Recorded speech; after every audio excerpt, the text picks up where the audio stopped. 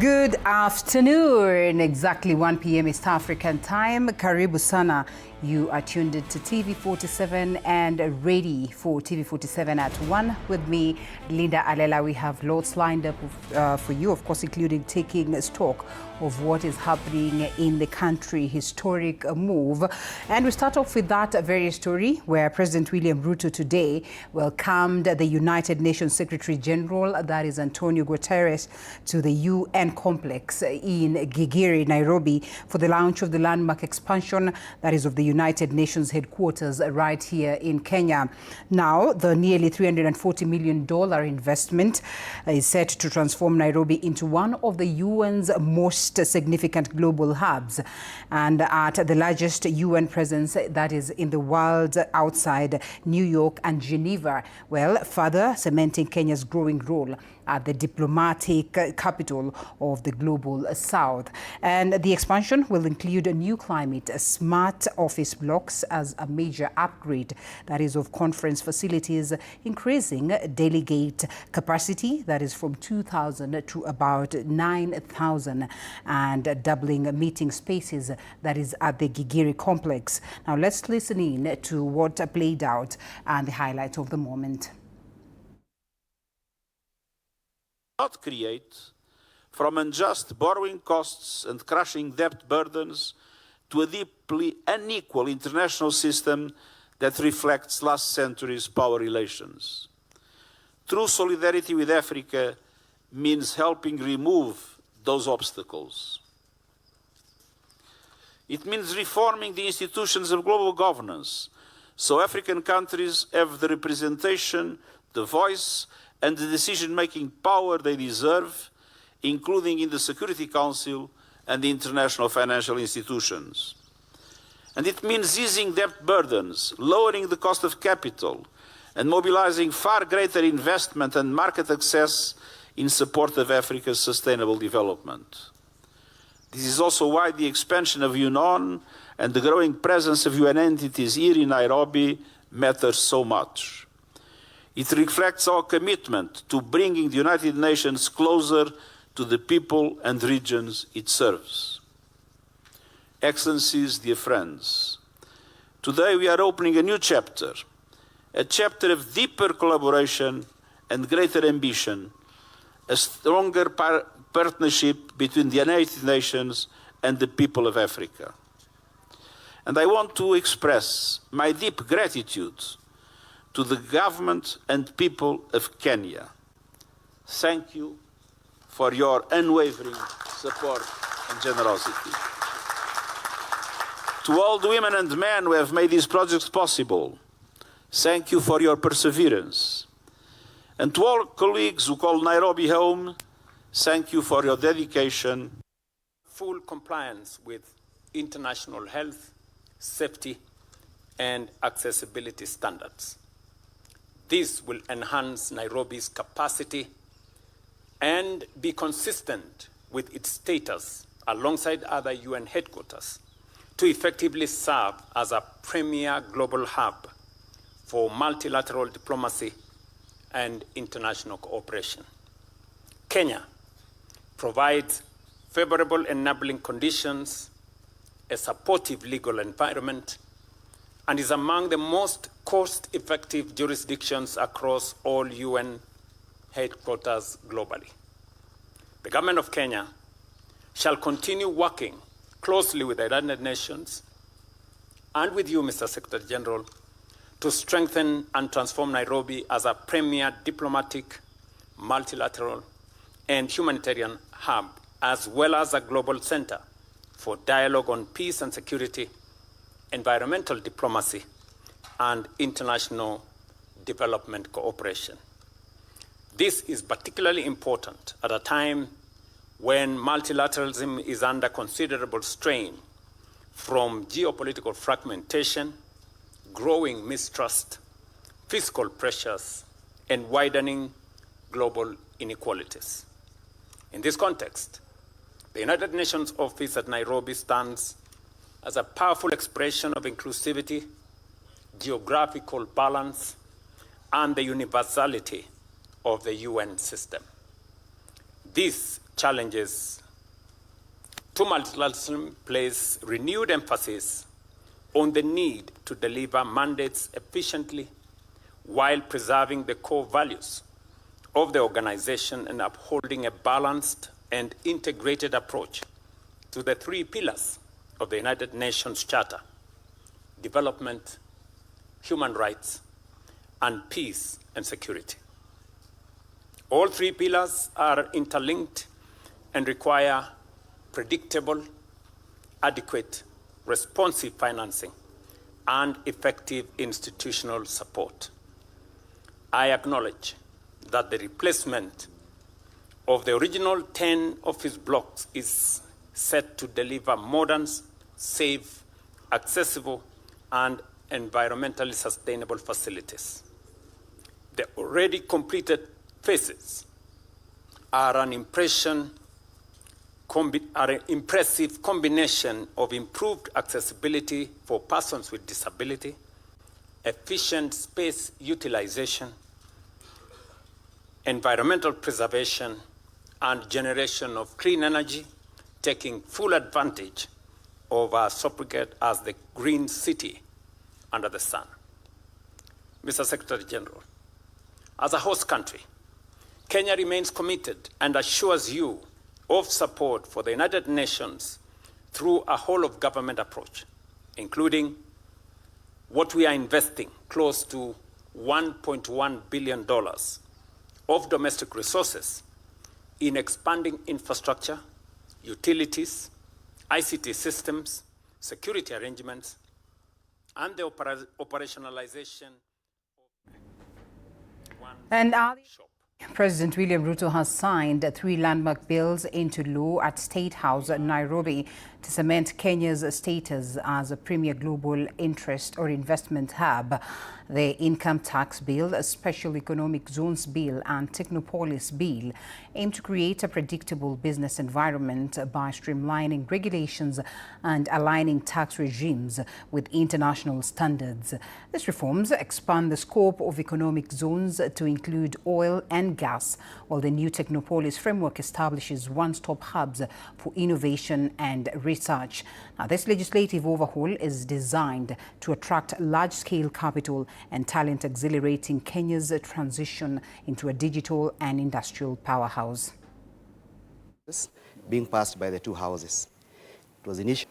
I invite you to hand over the copies of the acts to those who support you in the management of public affairs. Your Excellency may also graciously present ceremonial copies of the Act to the Speaker of the National Assembly. Permit me to invite the Honorable Joyce Atieno Bensouda, MP, to lead us in a word of prayer. Your Excellency, sir, this state ceremony is convened pursuant to Article 115 of the Constitution for the presidential assent. All right, aside from that, the National Council of Churches of Kenya, NCCK, has raised concern over increasing consumption of ultra-processed foods linked to diabetes, obesity, and hypertension, urging the government to strengthen regulations on food containing excessive salt, sugar, and fats. The council wants a mandatory front-of-pack nutrition labeling to help consumers identify health risks, and NCCK also called for review of the Basic Education Act to regulate foods sold in schools, saying children have limited ability to choose healthy diets. The Spirit, God is saying it is for. NCCK has continued sensitizing the nation against ultra-processed foods.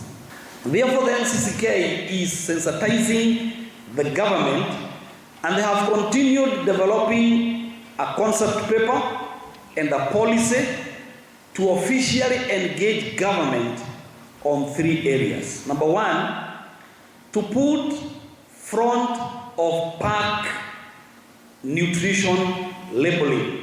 Or this product has this amount of salt. Or this product has this amount of fat.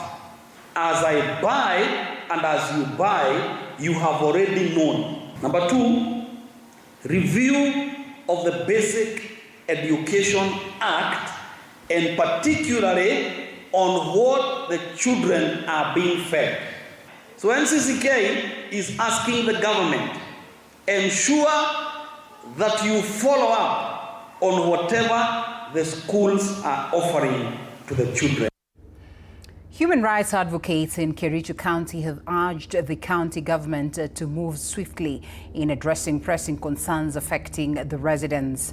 Among them, stall development projects, intensified intervention against gender-based violence, and the expedited issuance of title deeds, that is to remaining quarters and squatters on Chelimo land.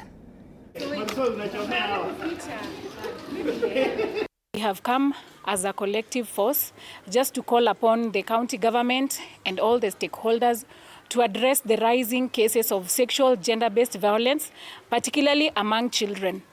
A lot of children are defiled, there's a lot of incest going on, and all these culminate into teenage pregnancies. Let us not solve these matters kipka. Let us allow the perpetrator to face the full force of the law and to ensure that our children get justice. Today we gathered here with the support from Inuka Nisisi, supporting communities to have capacities on how to advocate for their rights and their equitable development, service delivery in government, and even protecting the vulnerable. We looked at issues on development, which there are some stall projects in the county, which have already been funded fully, but they are still not complete. So those are some of the issues that we were able to look into. Ningependa kugusia upande wa maskwota ambao wako Chelimo, na hii leo tumeongea kwa urefu na kwa undani kuhusiana na mchakato mzima uliofanyika katika Chelimo squatters. Tungemsii governor wa county ya Kericho alikuwa ameongea pamoja na sisi, hiyo ahadi yake ifanyike haraka iwezekanavyo, kwa sababu wasungu wanasema justice delayed is justice denied. Nairobi hosted the Independent Kenyan Women Awards last night, honoring trail-blazing female leaders, that is for their exceptional contributions to community development. The prestigious ceremony united diverse entrepreneurs, activists, and media personalities to celebrate those uplifting society through selfless service and innovation. Keynote speakers advocated for increased empowerment and recognition of women's leadership roles. Organizers emphasized that the annual awards remain a vital platform for spotlighting local heroes who drive a meaningful change and inspire the next generation of Kenyan innovators.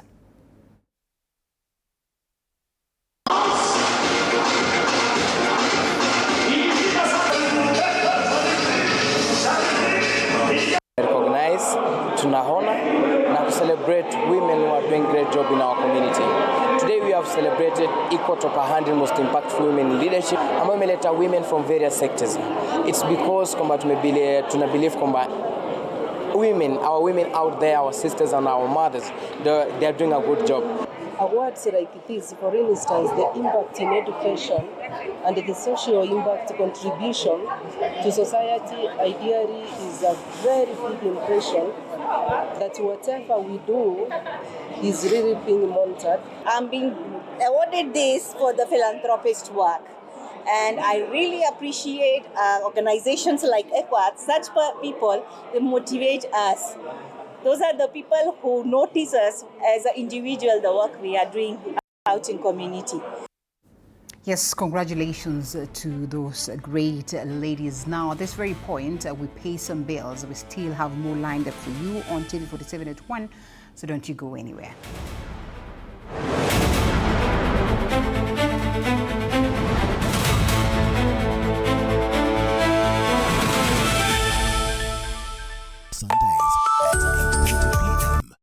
Good morning. You have my rent? Leo jioni kama tutakuwa tumelipa rent, nauza simu yako. Hamna pesa. I need 3 G's to make my nails today. Sasa hivi natuhusu aje? Can I order now? Do you ship? Can I get blinking ones? Mimi nilikuwa na trade. Nimewekelea kitele yangu. Kitele yangu na trade. Nikikunywa maji. Oh my God. You left me. Nitumie ni line. Huko nje kuna Wi-Fi. Why? Hi-Fi? Wait, so what do we call this dish again? I have no idea. The cucumbers are there specifically for my beauty routine. Tangulini kero umeka kwa beauty product. Na ameenda. Tunafaa tukuwe na logo yetu. Like, si ni brand already. We won't entertain divas. No. I'm not dealing with a man-child. Amazing. Nishapenda hii energy. Sundays at 8:30 p.m. on TV47. Saturday at 8:30 p.m. My father used to tell me that our hotel is the home for travelers. I guess I forgot that. Recently, it's been more of a mirror of my own ambition. We might fail. We will probably fail, but not for a lack of trying. So for the last time, and the first time, welcome to Connect In, the best experience in Eastern Central Africa and its environs. Saturday at 8:30 p.m. on TV47. Wednesdays at 8:30 p.m. This is a very serious place. I see that. Surely. Hey, Nyumba. This is the place. Just for a few days. Rule number 2. Kwani Google inajua maisha yangu wewe? That's my seat. It's a chair. It was hers. You're new here? Yes. You learned the rhythm. This place is run by structure. Structure. It is a system. Ni venye tu ni system haisikizi. And what happens if something you haven't chosen enters your day? I remove it. That's not always going to be possible here. Then you are going to have a problem. Noted. What are you planning? To escape from a resort? This is not a resort, my friend. This is a storage. Wednesdays at 8:30 p.m.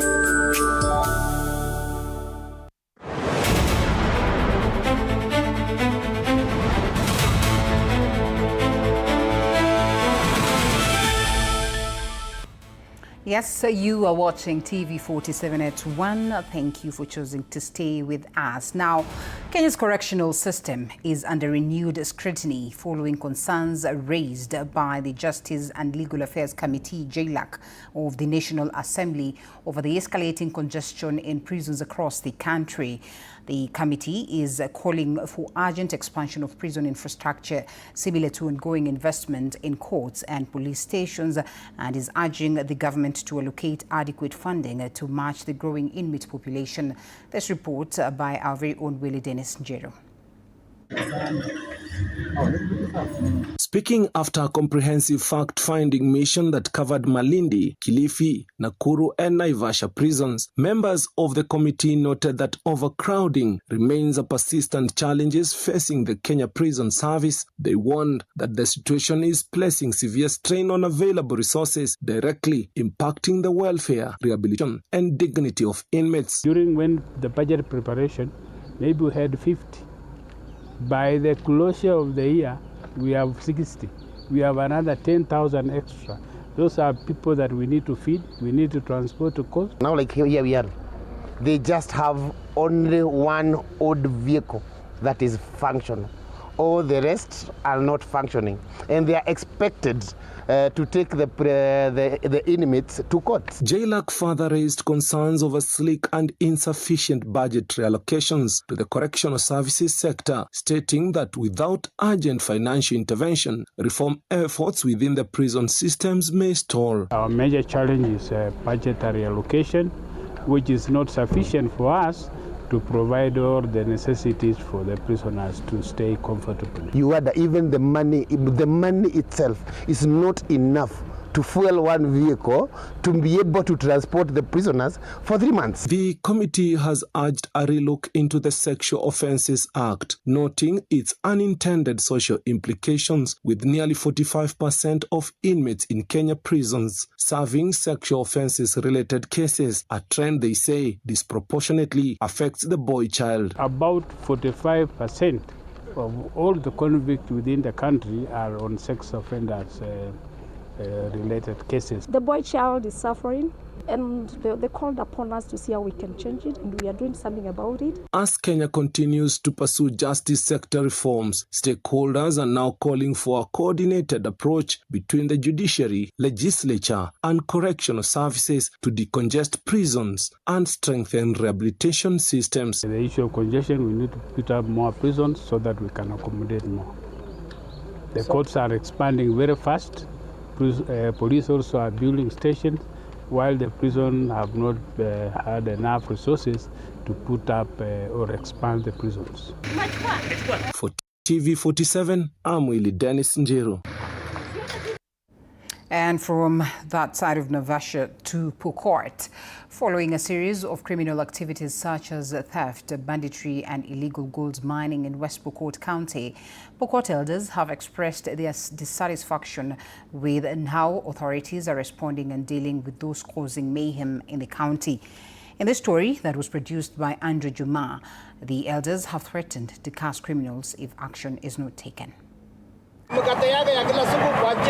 Addressing the media in Kapenguria, the elders expressed a deep concern over the rising incidents of violence and crime that have threatened the safety and stability of their community, emphasizing that the ongoing illegal activities not only endanger lives but also disrupt the socio-economic fabric of the area. Bado tunalilia huyo mwizi mwenye anaibanga pikipiki. Hii bado ni nafasi yake, tunalilia yeye akubali tukusarenda na aseme ni yeye, sababu hajafikiwa hivi karibuni, si muda mrefu sasa. Na hiyo kitu ikifanywa yeye hakuna dawa tena, sasa hiyo maneno naisha hivyo. Ndio isifike hapo, tunataka yeye na hii kikao ya leo ikuwe ni tangazo ya watu kupewa nafasi ya kujisalimu. Kwanza hapa kuna raping. Chenye tunasema kama wasi ya Wapokot, tunasema ya kwamba hiyo kitu ipotee. Wewe mzazi, enda nyumba yako, uliza watoto yako ya kwamba ni ulifanya hivi, ulifanya na maana hii. Kama ni wewe, uniambie na utubu haraka. During a community gathering at Kamatira in Kapenguria, the elders conveyed their disconnect and made it clear that they would not tolerate such lawlessness in the area. They also warned that those found engaging in these illicit activities will face dire consequences, including the possibility of a curse, a traditional means of invoking communal justice and accountability. Wase na culture yao iko very strong sana. Wakikuja kuketi chini kwa imani yao na wasungumuza mambo yao ya kuchinja ng'ombe na kumwaga damu na kuchukua hiyo imani, tunaomba wase na kina mama, kama mtoto yako unashuku anafanya hiyo maneno, utangulie mapema, ulete forgiveness. It is very dangerous. Iliwahi fanyika wakati fulani, mambo iliharibika eneo hili.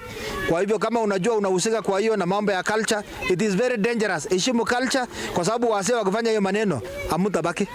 Tukianza sasa kama jamii, wase wako hapa na tunalani saa hii, si leo, saa tunalani, tunachinja ng'ombe na tunalani hawa vijana wenye wanaua wengine, wanafanya wengine.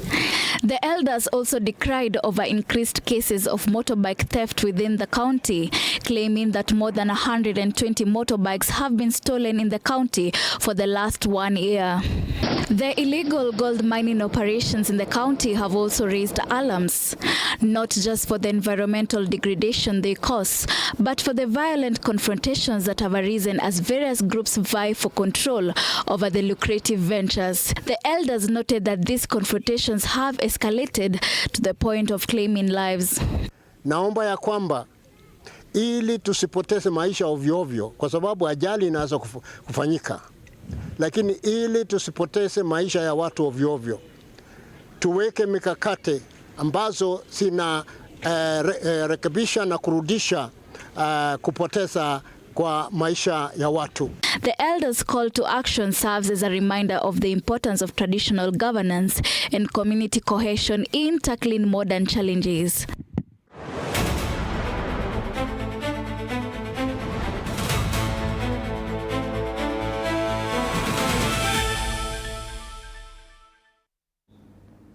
Now we get sporty. An English Premier League powerhouses Arsenal showcase at 8:30 p.m. Good morning. You have my rent? Leo jioni kama tutakuwa tumelipa rent, nauza hii simu yako. Hamna pesa. I need 3 Gs to make my nails today. Sasa hivi natuhusu aje? Can I order now? Do you ship? Can I get blinking ones? Mimi nilikuwa na trade.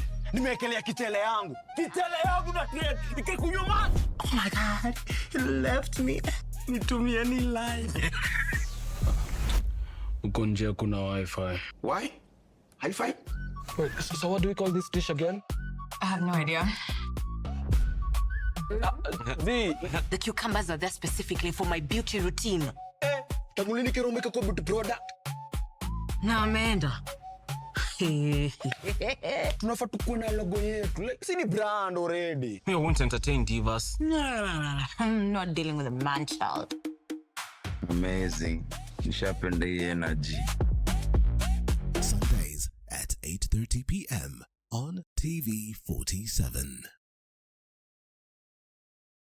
Saturday at 8:30 p.m. My father used to tell me that our hotel is the home for travelers. I guess I forgot that. Recently, it's been more of a mirror of my own ambition. We might fail. We will probably fail, but not for a lack of trying. So for the last time, and the first time,